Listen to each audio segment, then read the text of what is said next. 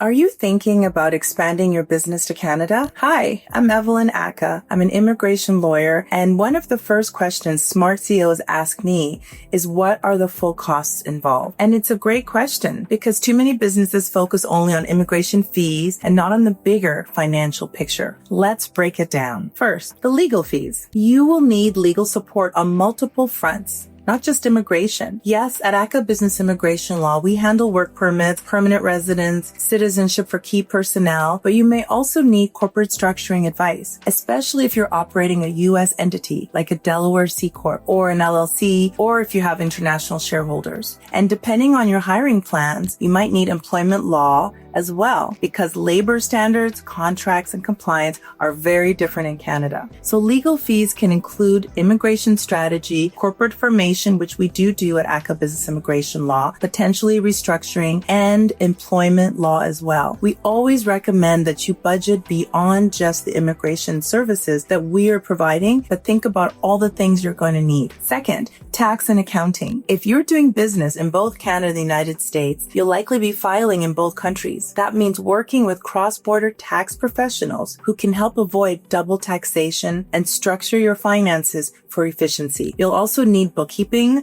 payroll, possibly GST, HST tax, depending on what it is you're selling and how you're operating. This is an area where close coordination between your legal and financial advisors is critical, and where having the right partners makes a huge difference. Next, cost of living and salaries. Salaries in Canada may be lower than the major U.S. markets like San Francisco or New York, but it really depends on the city, the role, and the expectations of your team. Healthcare is publicly funded in Canada, which is a huge benefit, but private insurance is still common in executive packages and also relocation support to get from the U.S. to Canada. And keep in mind, the cost of living in Canada is rising. Cities like Toronto and Vancouver have a housing markets that are on par with major U.S. metropolitan cities. So relocation support may be necessary, and it may be expensive as well as you offset the cost of the transfer. Then we have office space, hiring, and relocation. Do you need a physical office? Many companies start remotely,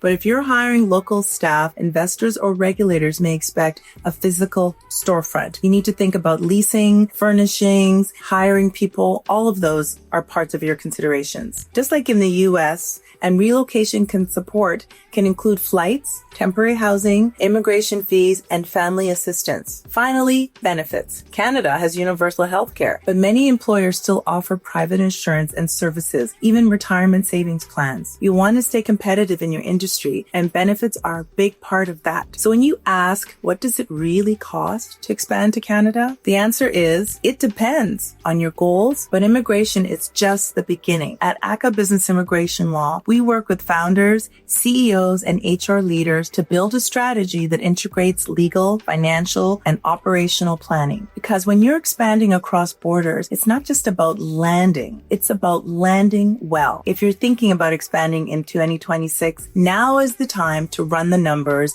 align your strategy, and build the right team. Book a call with me now. Let's talk about what this move will really take and how we can make it as seamless as possible.